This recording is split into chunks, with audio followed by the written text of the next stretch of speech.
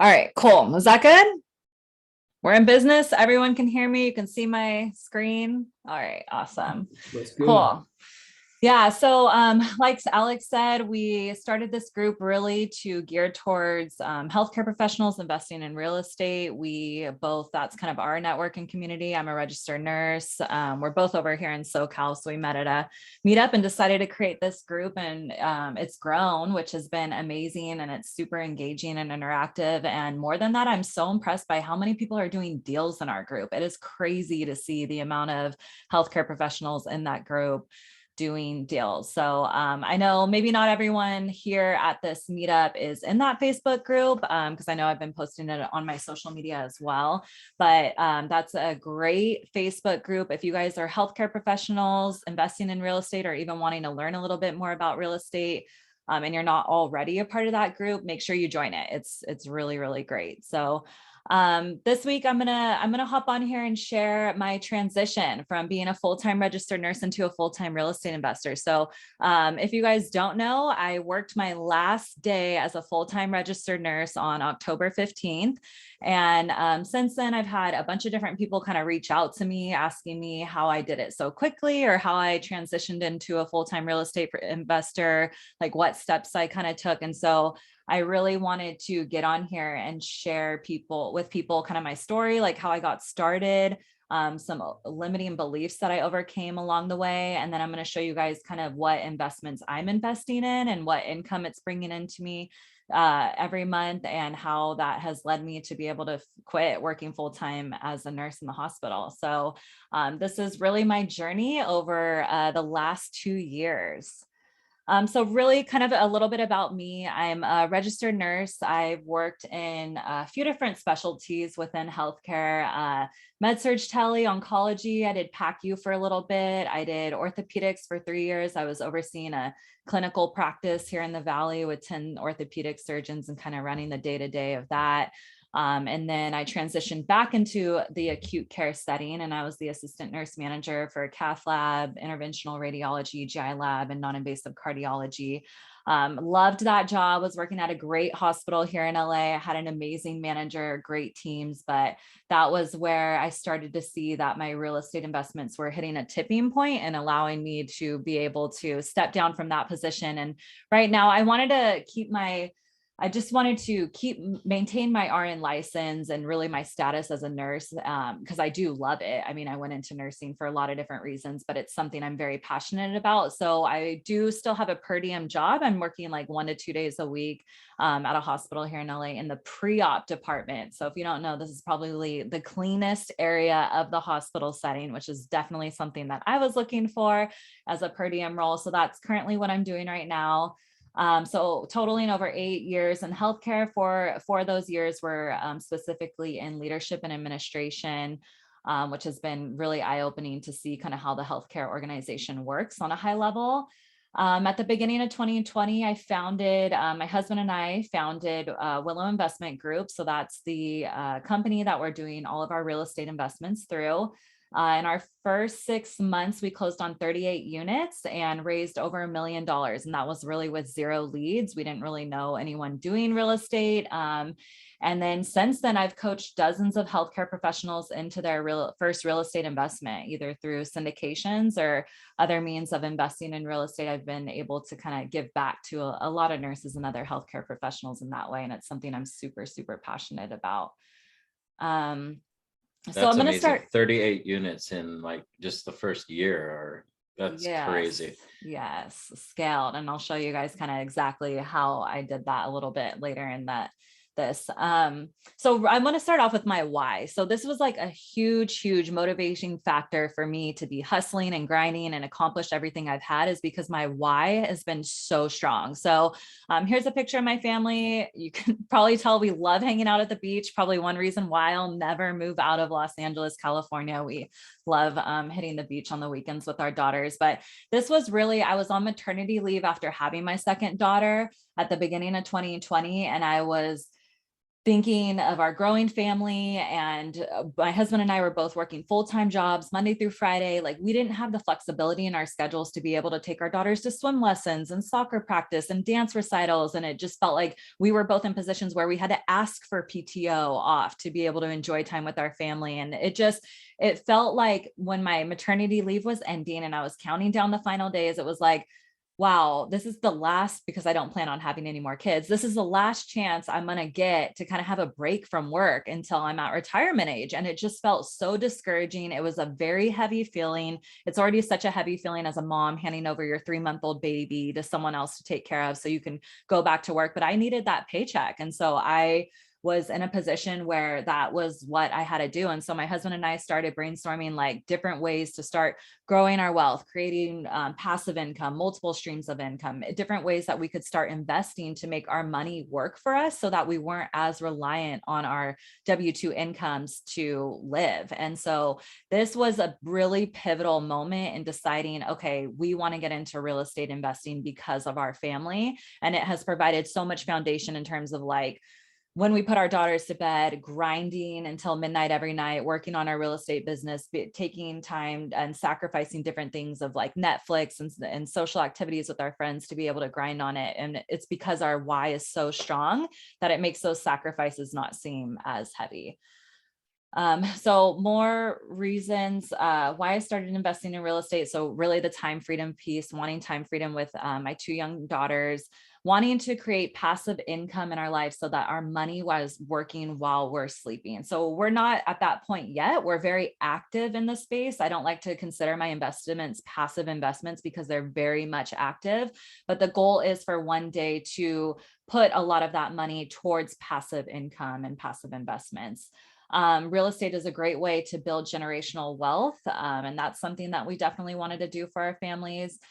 We wanted to own assets that were generating enough income to pay for our liabilities. So we were at a point where at the beginning of 2020, we were debating upgrading our lifestyle, buying a bigger house. We had a growing family. We wanted maybe more room, a house with a yard, because our house in LA doesn't have one. And we were talking about that. And once we discovered real estate, it really put into perspective, let's put that plan on hold. Let's grind for the next 5 years in the house we're currently living in, start buying all these real estate investments so that now they're generating enough income so that we can go out and buy a bigger house. And so that was a huge mindset shift of like, okay, living below our means, avoiding the lifestyle creep that a lot of people talk about, and really focusing on the end goal of putting all this money to work for us. So now it's generating income to pay for our liabilities.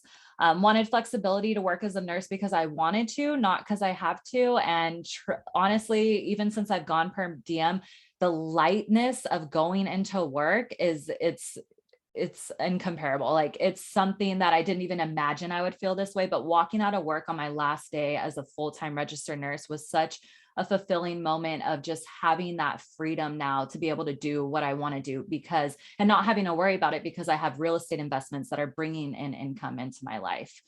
And then having the cash flow from real estate to pay for the lifestyle that we wanted to be living.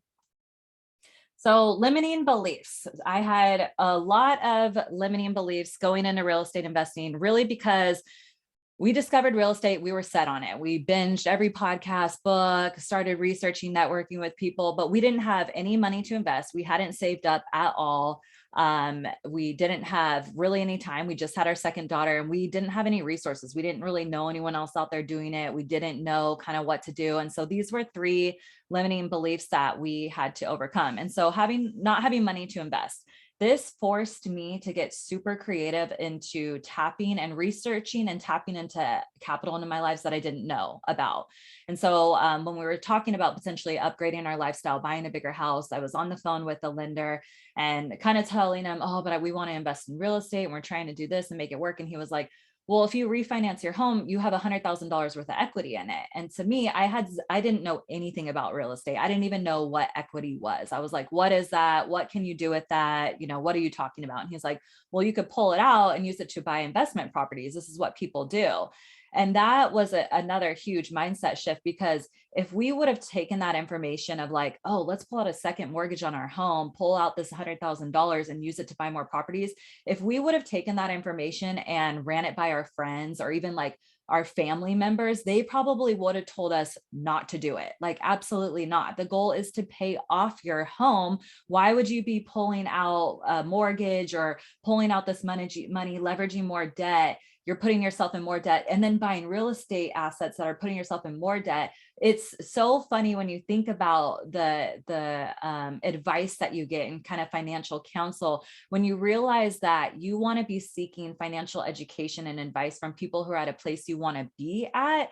When you consider that, then it changed who you talk to about this kind of stuff, right? So we weren't talking to our friends and family about this because they weren't doing it. So we knew we weren't going to be getting advice from them. So instead, we started Googling, leveraging debt to buy real estate and properties, watching YouTube videos on people and watching the numbers and how people are making this work. And we realized, wow, this is how all the wealthy people are doing it. They're leveraging debt. They're buying these real estate assets. They're taking out equity on it, using it to buy more real estate assets. And when we started realizing that, we wanted to tap into all the equity into our lives. So we pulled out that second mortgage on our home.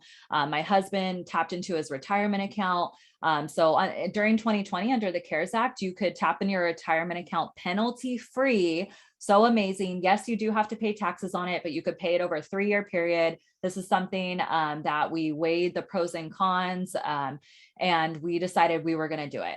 The money in the stock market wasn't generating as much returns as it could in the real estate investments. And so my husband ended up doing that to get us started into our first syndication deals. And then when we were getting into our third syndication deal, I went to go liquidate some of my retirement account, but it was January 2021 and the CARES Act had evaporated. I didn't know that at the time, was super discouraged. But then it took talking to Fidelity, who my employer does their financing stuff through. And I realized I could take it out at as a loan. So I took out a chunk of my retirement at a loan at a 4.2% interest rate, pretty much the same concept that we were doing with our second mortgage and our home equity. And then now using that and putting it into real estate investments that are allowing us to pay for that mortgage and interest, that extra payment, and generating additional money for us. And so when you start to look at it mathematically, it makes so much sense to start tapping into these sources of capital in your life. So that was kind of how we got over that first hurdle. And it required so much research and constant education on our behalf and running numbers to make sure it would work. But it's a lot of ways that people don't even realize that they have capital in their lives to invest. Not having time to invest. And this kind of comes back down to our why. We were sold on real estate. And what we did is we really created a 5-year plan for us. And we said, okay, 5 years down the road, this is where we want to be. We're waking up at this location. These are the people we're interacting with on a day-to-day. This is what our real estate portfolio looks like. Like ideally, this is how much money it's bringing in every month. And then we kind of worked backwards from there. So like, okay, if this is where we want to be at 5 years, this is what we need to be doing at 3 years to make it happen. This is what we need to be doing at 1 year. And then it kind of laid out a blueprint of like, okay, on a monthly basis, we need to be underwriting this many properties. We need to be talking to this many investors and networking with this many people. And so really finding your strong why and then creating a goal and a blueprint of the action steps that you need to take in order to reach those goals really kind of squashes that limiting belief of not having enough time, because you start to prioritize and create an action plan of what you need to do to make your goals come true. And then not having resources to invest. So we decided when we first started investing, joined Bigger Pockets, started discussing on those forums, collaborating with people on there, started joining meetups exactly like this. So we could start networking with people and getting information about where other people were investing, what other people were doing. And then a big thing that we did is we invested in a coaching program. So once we moved, we decided we were going to do multifamily syndications. We ended up investing pretty heavily into a coaching program so that we could be doing everything the right way. We would be leveraging a coach with 20 plus years of experience in multifamily syndications and learn from them and their mistakes and what they've learned through their portfolio over the years. And this was a way that we felt we wanted to move into multifamily syndications because there was a lot of different legalities with raising money and doing these larger type deals. So for us, it was worth it to invest in a coaching program to get over that limiting belief of not having enough resources to start investing.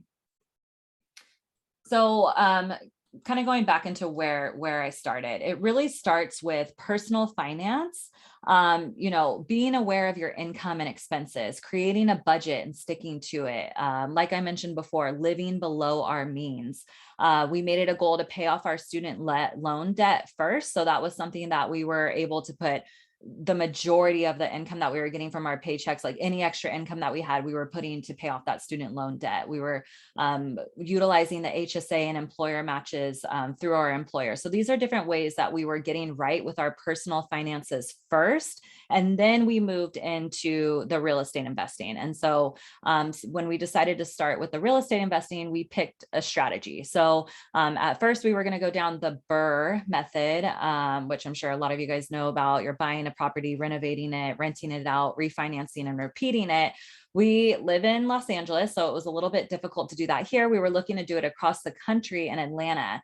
So when we started evaluating the deals and kind of just our overall strategy with this, we felt it was way out of our comfort zone, and we didn't feel comfortable overseeing a complete renovation from across the country. So this is something that a place in real estate where we did a huge pivot, and we were like, because we were sold on the BRRRR method. That was what we were going to be doing. This was how we were going to create our wealth. But then when we started putting offers out on the properties, I just felt like my stress level rising of trying to think about doing these deals. And this is like a great way of thinking about real estate. Is there's so many different strategies out there for everyone. There's not a one path for everyone. It's not a one size fits all. And there's no doubt that people are killing it with the BRRRR method. There's a lot of people making that work, but for us, it wasn't a good fit. And so we ended up investing in two turnkey properties, and then moved into multifamily syndications from there.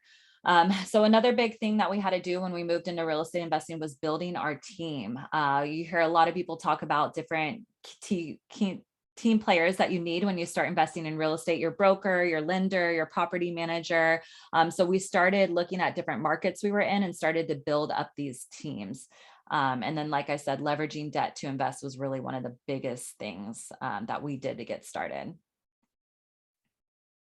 So here's our first investment properties. They're new build townhomes, super easy to get started in. We bought, I went on to Bigger Pockets. I found a realtor over in Atlanta through there. I made sure to find one who was investor savvy, and she helped us get these under contract and closed without ever even going to Atlanta, Georgia. So I've never been to Atlanta. We've never seen these properties, but they're running and they're cash flowing, and they were a great way to get our feet wet. And they're not cash flowing as heavily as other investments. And we're actually thinking of potentially selling these and 1031ing them into a different strategy, but it was a great way to get into real estate. And then when we started doing the syndications, now we had experience to go out and talk to investors about, like, yes, we own single family homes over in Atlanta, Georgia.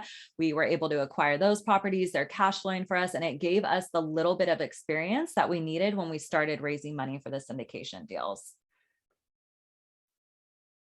So scaling into multifamily. So like I mentioned, after we did those single family deals, we invested in a coaching program. And the coaching program really gave us the confidence to start submitting offers for these multifamily deals. So once we bought those two investment properties, those turnkey ones on the last slide, we started generating interest from friends and family. They were interested in what we were doing in real estate, wanted to get into it, and they were wanting to partner with us on deals. And it really became the perfect fit for multifamily syndication. So if anyone doesn't know what a multifamily syndication is, it's basically people pooling together their resources to go out and buy larger properties that they wouldn't normally be able to buy on their own. So this is normally how apartment complexes are bought, mobile home parks, storage units, hotels. The majority of those commercial real estate endeavors are formed through syndications. And so that's when we invested in the coaching program to take us through the syndications. And we got into our first deal, a 12-unit deal up in Oregon. We started looking up in Oregon really to practice running numbers. My parents live up there. We're familiar with the market. And when you first get started in real estate investing, you're wanting to analyze as many deals as you can and analyze as many markets as you can, so you can start to notice good deals. Once you get really good at analyzing properties, the moment you spot a good deal, you'll be able to realize it just based on your experience running numbers. And so that's what we were doing. We were just practicing running numbers up in Oregon, and we found one that was a great deal. It was actually up on LoopNet, which people joke is where real estate deals go to die. But that was where we found our first deal and reached out to a broker and ended up getting it under contract and closed. And this is another tough thing to overcome as a new investor, especially going into multifamily, is getting brokers to take you seriously. So moving into from single family homes and being able to do a real estate deal on your own, as opposed to these multifamily syndications, it's a lot bigger in scale. There's a lot more pieces to the puzzle. And so brokers know that the workload is a lot more. And if you've never done a deal before, it's hard to envision that you can close them, right?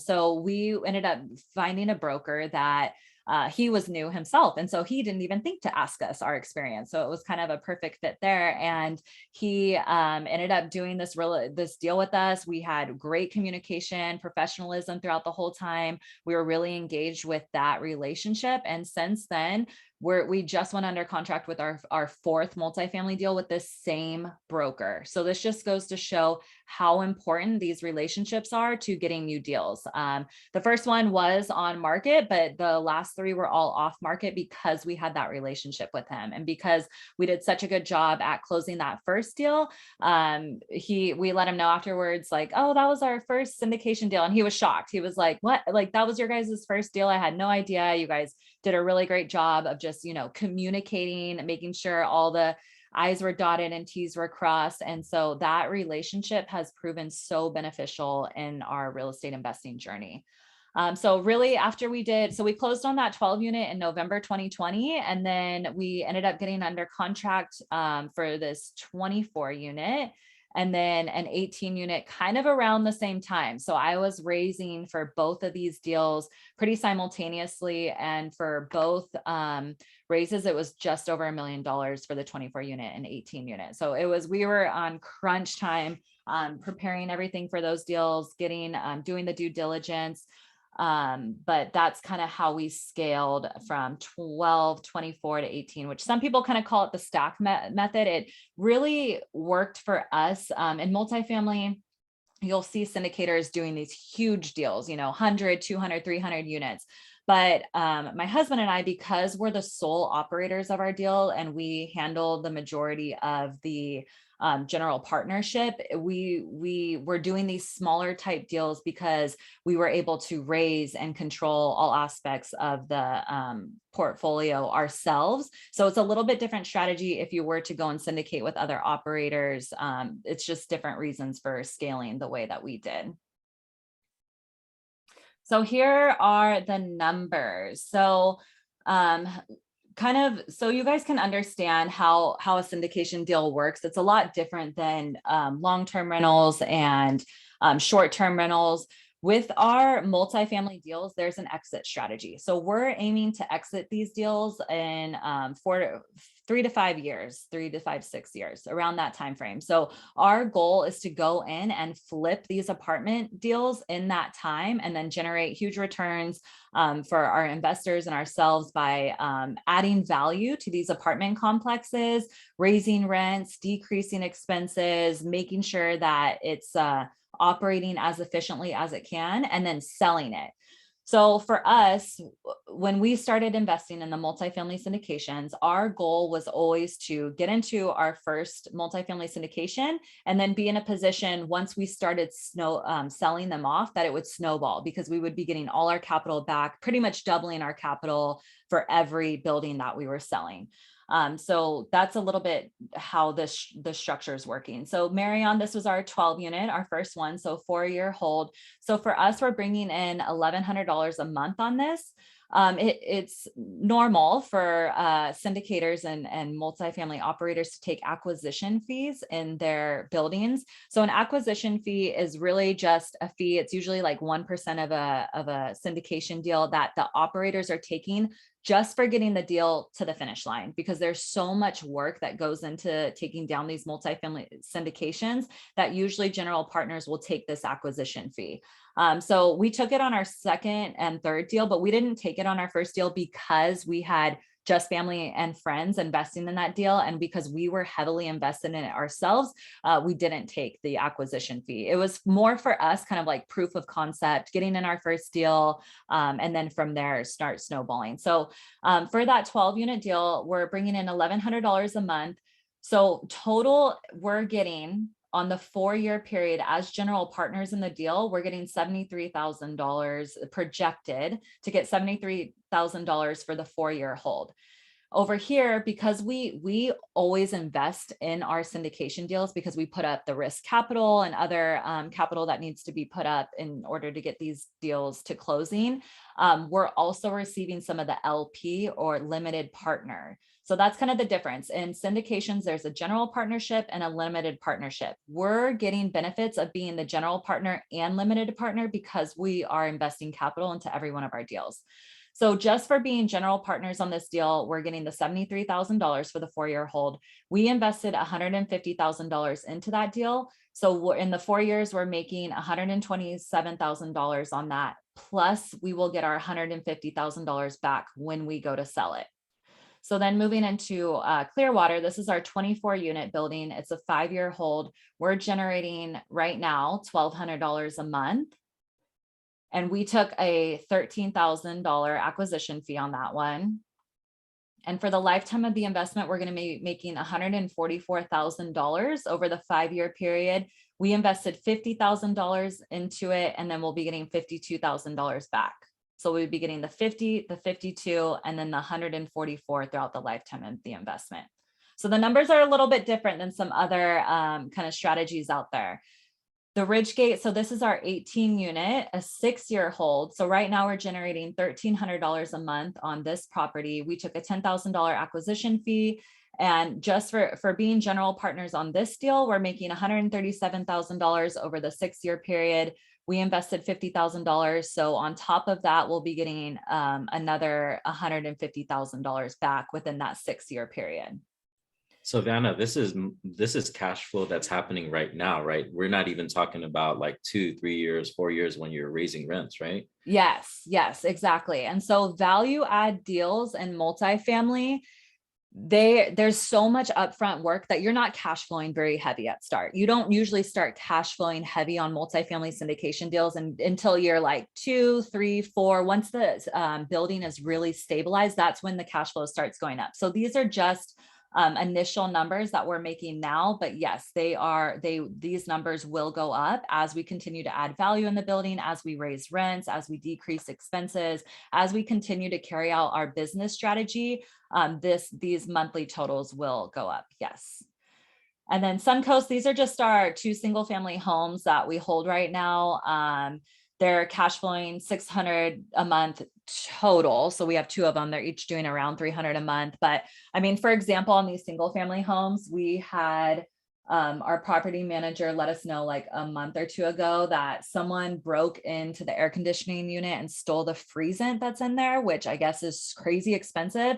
And it's $1,200. So that eliminates so much cash flow in these single family deals. So we're kind of to the point where these properties have luckily appreciated, like I think $60,000 or maybe more each in the less or a year since we've held them. So we're going to sell them right now and 1031 them and buy a short-term rental because Alex got me super hyped off these short-term rentals.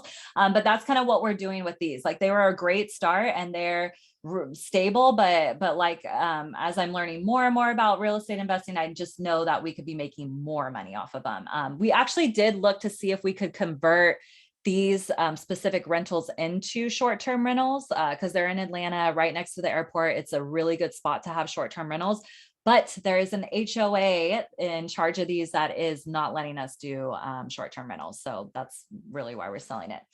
Okay, so back to the numbers. So this is bringing in, so what I was making as a nurse in the hospital. So I was making as an RN administrator down here in LA, $150,000. That was my salary. So that was bringing in $12,500 a month, which can you believe after taxes, I was only netting $6,400. So that is how much taxes slam. My husband and I, this is really what I was bringing in on a $150,000 salary. This is what I was bringing in monthly.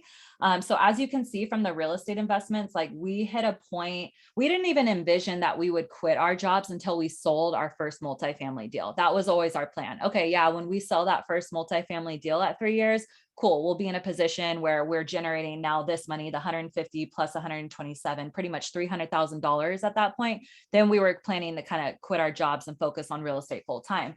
But then when we started doing our disbursements for the 3 properties and we realized that it was giving us $6,200 a month. Okay, so this number is these 3 monthly numbers plus the acquisition fees were added together and divided over 12 months. So that's where this number is coming from here, is it's including the acquisition fees into this cash flow. So once we started realizing that we were bringing in this much a month from the real rental income now, and then like Alex mentioned, like this is just the starting point. It will only continue to grow for us. It made sense for me to not work full time at a hospital, because imagine now spending the 40 hours a week that I was spending working for someone else, growing someone else's business. Now I get to, have it full force into real estate investments and building net worth nurse and everything else I'm doing. And so that was really the tipping point for us, and realizing like, okay, this is how much I was making a month after taxes with nursing. This is how much we're currently bringing in real estate, and we're doing more deals, as we speak. We have a building under contract. And so this was the tipping point for me to realize, okay, I'm going to be transitioning out of my full-time job to move into real estate. So if anyone has any questions about these numbers, we can definitely dive deeper into them. Syndications, if you don't understand the exit strategy, it can be a little bit confusing, but I'm more than happy to kind of dive into that and answer some more questions. But really, just to kind of wrap it up, the tools that helped me, continuous education. So I'm constantly listening to podcasts, reading books. Networking is so huge in terms of continuing education, talking to other people, realizing what markets other people are investing in, what other strategies. Like I mentioned, the coaching and mentorship, that was really big for us. We paid $30,000 for a multifamily syndication coaching program, which was a hefty investment for us at the time, but we threw it on a credit card and realized, all right, we're action takers. There was no way that we were going to fail at this. We're going to be grinding until we do deals. And so for us, it was worth it, that $30,000 investment to get us into, we did those first 3 syndication deals in a 9-month period. So definitely worth it for us. Community and networking. I have created so many partnerships and relationships through meetup groups just like this, and networking, going to in-person events. I've raised capital from different events. I've had like passive investors, people who want to invest passively, reach out to me from these meetups to invest in my deals. I've networked with so many other healthcare professionals. Do not diminish the power of networking. It can go so far in real estate. And then mindset was really one of the biggest pieces for me. And I think it's honestly one of the biggest pieces that I realized, if people aren't getting deals done or they're stuck in analysis by paralysis, it really comes down to mindset and taking action, really being able to take that first step. And then now that's really allowed me to work on net worth nurse. That's my biggest passion right now. So as I've started investing in growing my real estate portfolio, I just started kind of sharing it on social media and what I was doing. And I've had so many nurses and women and other people just reach out to me wanting to get started. And as I've started having conversations with people, I realized there's not a lot of information out there on real estate investing, and there's not a lot of even personal finance, educational financial literacy resources for healthcare professionals, especially. And this is such a disadvantage for them because they're high income earners, and they could be in a position where they are financially free and generating all this extra income in their lives, but they don't even know it exists. And so as I was going back into the hospital and telling like nurses and doctors about what I was doing, they were just all about it. And so I started creating all these different educational resources and downloads and blogs to help kind of educate people about how to do it. That's really become my biggest passion. Kai, my business partner at Net Worth Nurse, we've completely like redeveloped what we're doing there. So really having 3 pillars that we're educating nurses on: real estate, personal finance, and career growth. We're in the process of creating an amazing community and courses to help push out that education, but that's really where my heart is now. And at the same time, I am still doing real estate deals, but also spending a big chunk of my time building Net Worth Nurse. So, and that is it. That was all I got, kind of my story into transitioning from a full-time nurse into a full-time real estate investor and everything that I've encountered to get there. So if anyone has any questions, I am more than happy to dive into anything. Hey, Savannah, I actually think you undersold yourself, because where you've taken yourself from November to now, is absolutely phenomenal. Like it is crazy what you've done in such a short amount of time.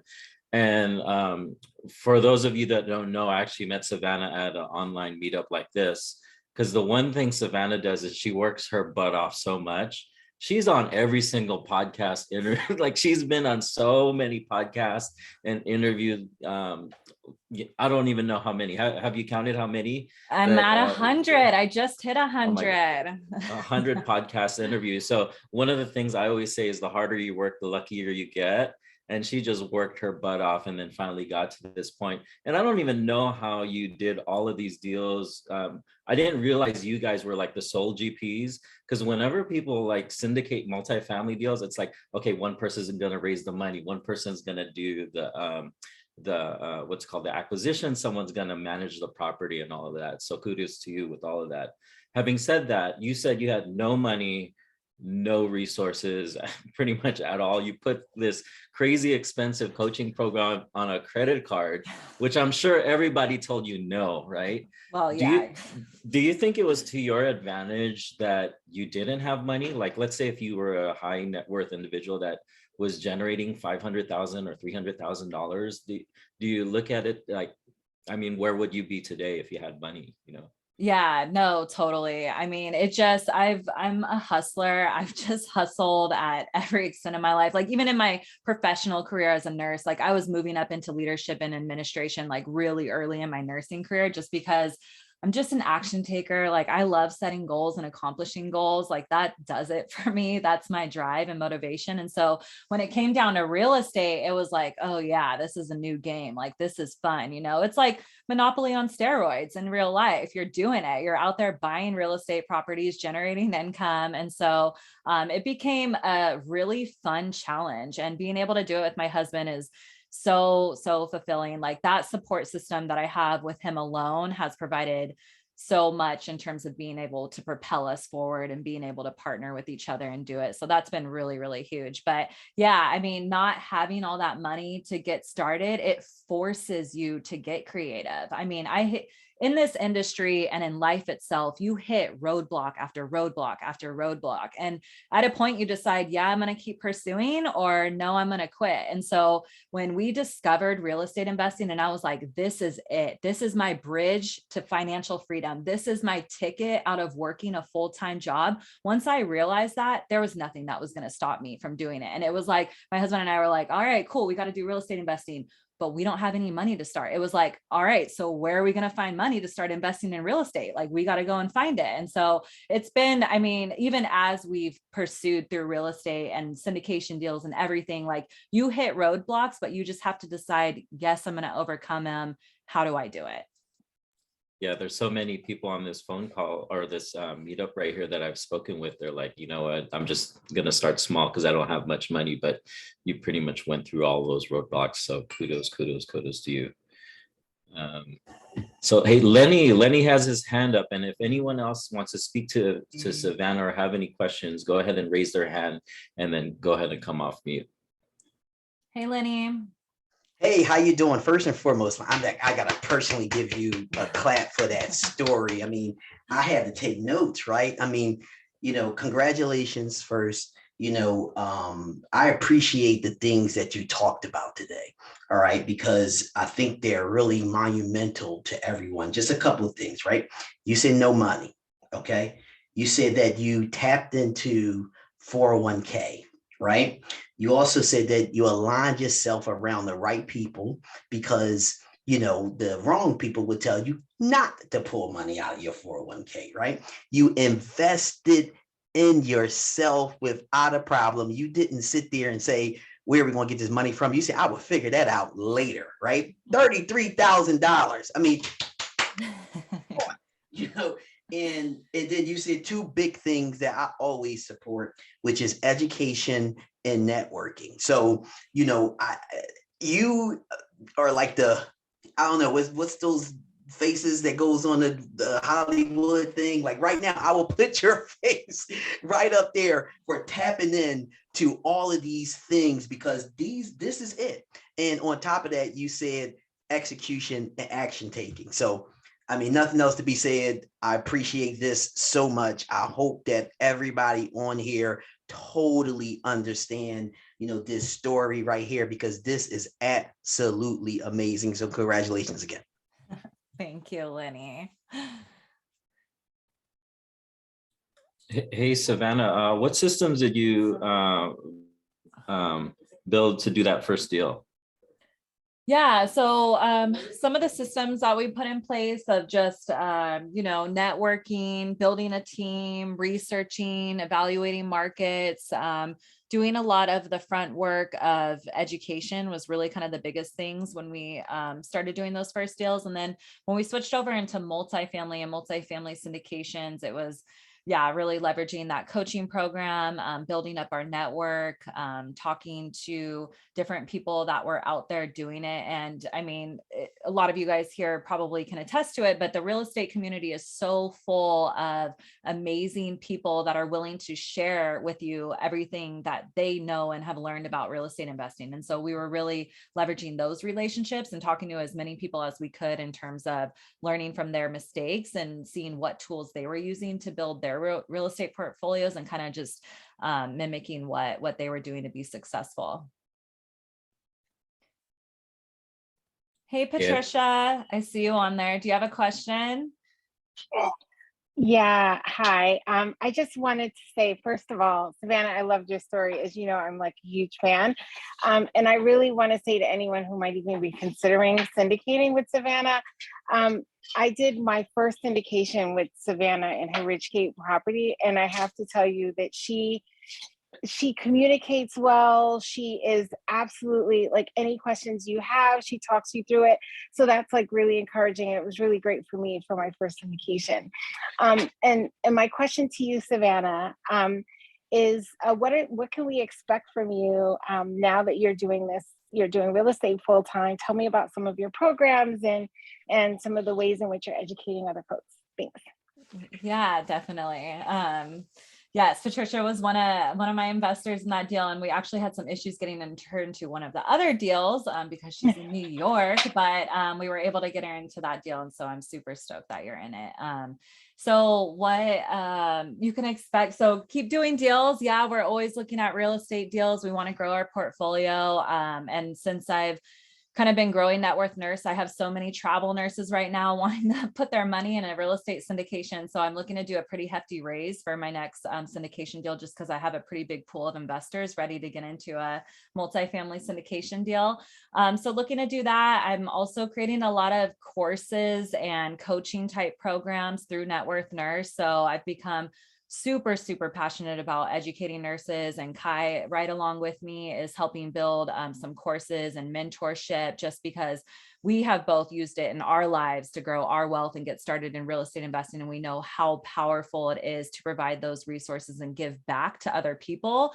So really kind of doing course development, which I had no idea how much work it was, but it's so much fun. It's such a learning experience. It's completely different than real estate investing. So I kind of have to switch modes when I get sick of recording courses. I'm like, all right, let me get back on my real estate game. And then, when that starts dying down, I can move over into the courses. But providing a lot of educational content through Net Worth Nurse. I mean, I really we plan to grow that really big over the next couple of years. All right, another question. Amit Kumar, is that how you say it? Yeah, that's how you say it. Amit Kumar. I go by Amit. How you doing, Savannah? And, hello, everybody. On right now.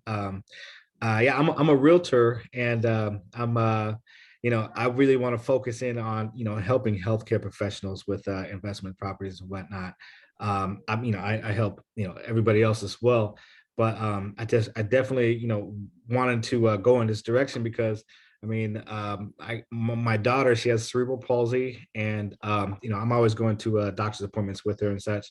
So like I'm always getting these questions from nurses on, hey, investment properties, this and that, fix and flips and such. So I was just, trying to figure out how many people out there are in the healthcare professional field that have a lot of questions and concerns. And then, I came across, your the Facebook group, which was, it hit the spot on point. So like all these educational programs that you're talking about and such, like I want to dive into it and be able to give back to, to Sacramento's community in the healthcare professional field and whatnot. So, I just, any way I can be a part of that and help motivate healthcare professionals, in an investment, direction, I definitely want to be a part of that. So, yeah, man, thank you so much for what you're doing. Yeah, no, awesome. We're glad to have you here. Did you say Sacramento? Yeah, Sacramento, California. Yeah, that's where I'm from. Oh yeah, is that right? There you go. Yeah, Sac State's my alma mater for nursing. Yes, school, so. yes, Sac State. There you go. That's so cool. There we go. Well, that's cool. That's cool. There we go. Yeah, nice to meet you. Nice to meet you too. I'll definitely be around, and any way I can help out and support anybody, just let me know. For sure. For sure. I'm going to answer a couple of these questions in the chat too. So the coaching program that I went through was Michael Blanc's coaching program, which actually my podcast episode with him actually just released today. So you'll have to check that out. He has such a great reputation in the multifamily syndication space. And he just has a really great coaching program. So we ended up going forward with that one. Why did we choose syndication model, not private equity fund?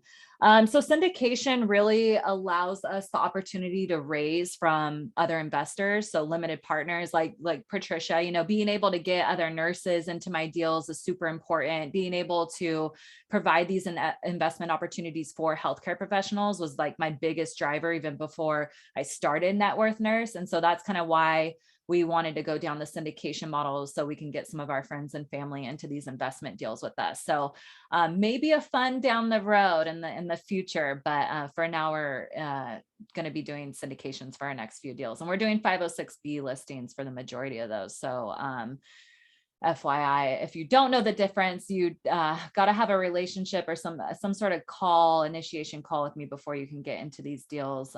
We just got to kind of get an understanding of your financial status and what your current investments are.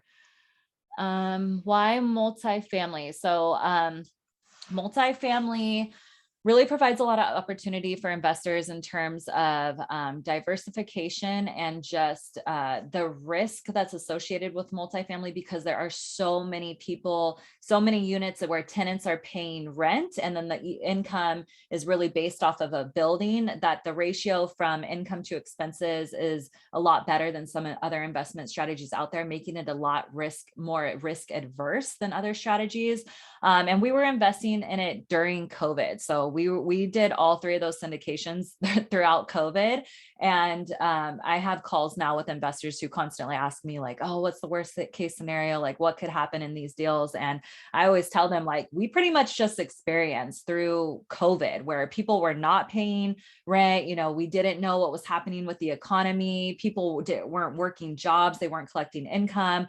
Like we felt so much uncertainty with the market and with rentals and housing throughout the pandemic that I feel we have seen a huge worst case scenario in that. And just to kind of show what our buildings, so we, out of all of our units, we collected above 95% on all of the units. So we really didn't have any tenants that weren't paying rent. We had a couple, but then they started having these government programs through the state of Oregon that was helping to subsidize some of that rent. But we were collecting rent and we were raising rent. So the buildings that we were buying, the rents were so below market value that we were still able to raise rents throughout the pandemic, no problem. And the tenants weren't having an issue with that. They were all re-signing lease and agreeing to the rental increases because there's such strong rental markets that we were investing in.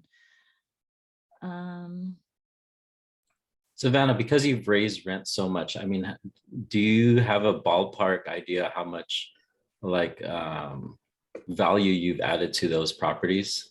Yes, I have the numbers. I have some of the numbers on my Instagram and Facebook of just how much equity we've pushed into deals. And just by rate, that's what another reason of what makes multifamily so powerful. If you raise rents, 5-10% on a building, you could push hundreds of thousands of dollars worth of equity into these deals just because of the structure of these multifamily deals. So I have a lot more of like the numbers on some of my social media accounts, but yeah, so even that first deal, the Marriott, the 12 unit, we've raised rents once since we've bought it, and then we're about to raise rents again for the second time, totaling over close to like 20% rental increases. And at that point, we're going to probably be in a position where we could refinance, which means we can get a lot of that capital back to our investors even sooner than we were projecting. So there's a lot of different strategies that you can use, especially for these value add deals as you're pushing equity into them. It provides a lot more value to refinance, pull that equity back out, or potentially sell for a higher price a lot sooner than you could. So it's forced appreciation, which makes these deals a lot more appealing to us because we're willing to put into the work that other people's aren't to make them work. And your investors got all those tax benefits too, right? I mean, they got, because did you do a cost seg study on it? Yep. So our passive investors passively investing in our deals, not doing any work, can receive the same exact tax benefits that we can receive. So it really depends on if you're a real estate professional, full-time real estate professional, you're going to be receiving all those tax benefits. It's dependent on your tax situation for everyone. But passive investors in syndication deals can receive the same tax incentives that the general partners can, which is awesome as a passive investor.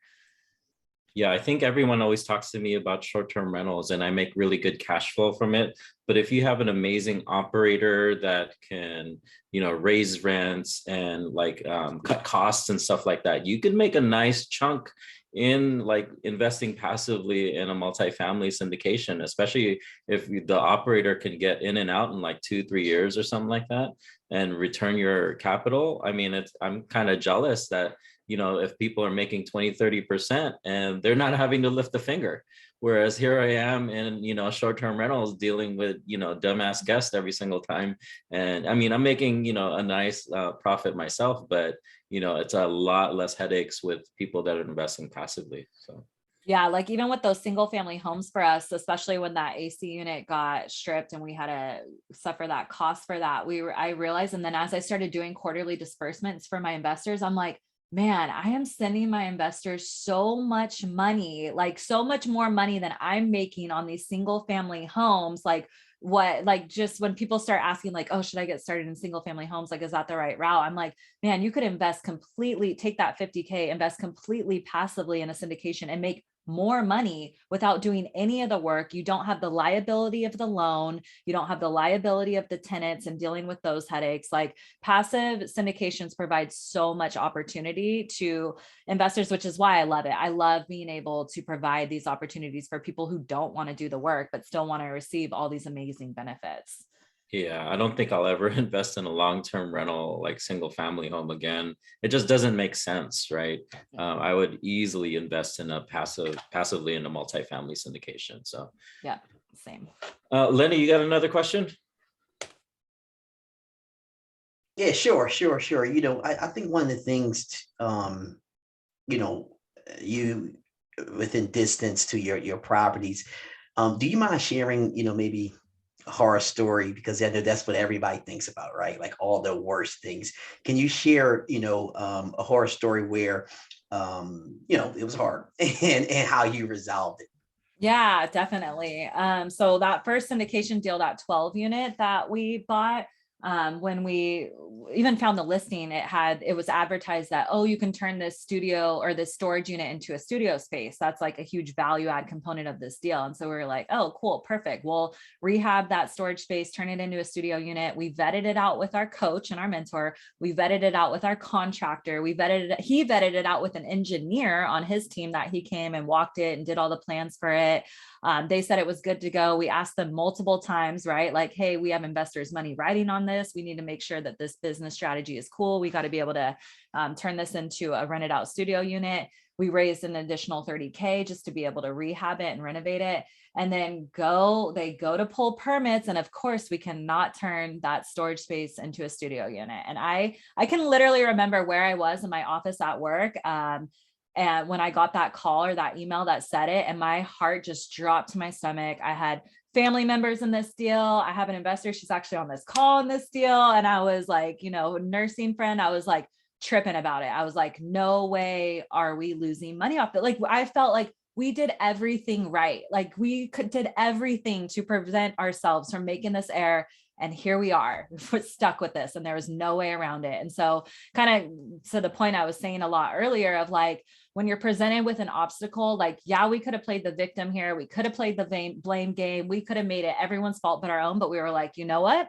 We're the operators on this deal. We need to figure out the solution. And really quickly, like, I think that's what makes my husband and I so efficient is like, we don't focus on the problems. It was like, all right, what's the solution? We need to find a solution to this. And it was like, okay, what can we do? Let's get creative. And so we ended up chopping up that storage space and cleared it out, put all brand new storage units in there. So it was $5,000 as opposed to the $30,000. And we were able to rent them out within a couple of months as opposed to the year. We were projecting a whole year before we started accruing rent on that studio unit. We were able to start generating income after a couple of months because we did the work a lot quicker.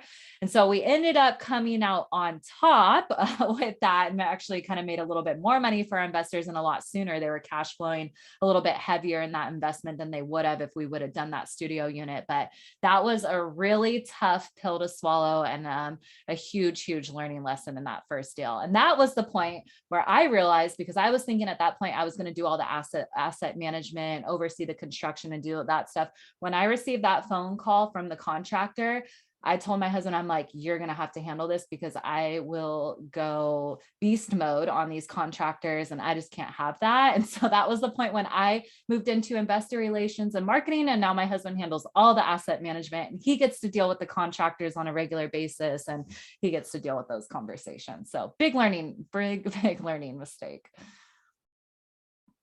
Thank you. That's fantastic. Got any other questions here? How much do your investors make back in profits? How much do they get paid? Okay, so for our multifamily syndication deals, just kind of real quickly before we wrap up.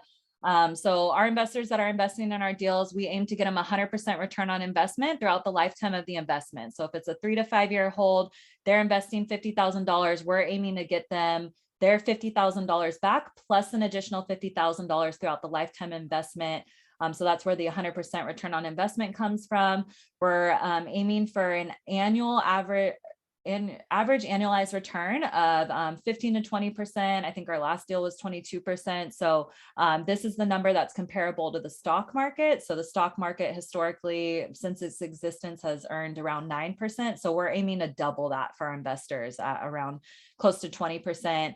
Our internal rate of return, anywhere between like 15 to 20%. Cash on cash return really depends on the deal because we do very heavy value add deals. Our cash on cash can be 6 to 9%.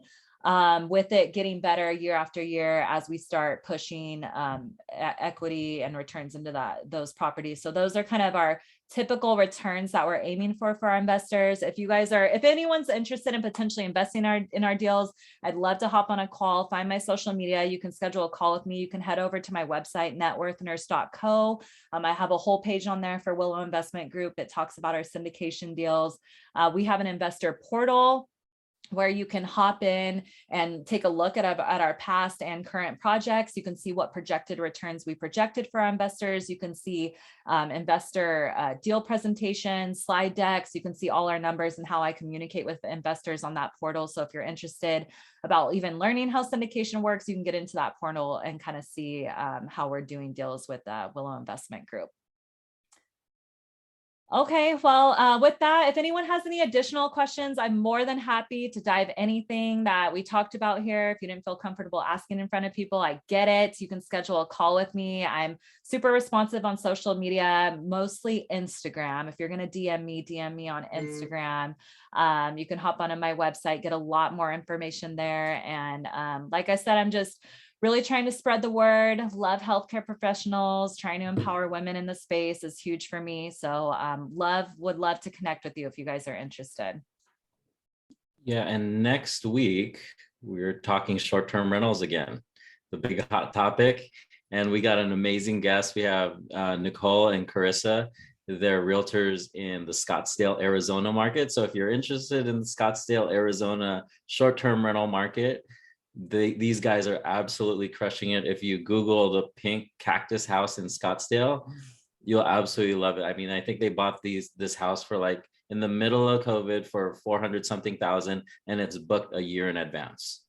And I drove all the way to Phoenix to meet these guys just because I was a huge fan. So we have them coming next week. So awesome. Yeah, so with that, we will end the meeting here, guys. It was a pleasure. Thank you, Savannah, for sharing your story. My pleasure. Have a Thank good you, night, Savannah. everyone. Thanks for Thank you. joining. Good meetup, good meetup.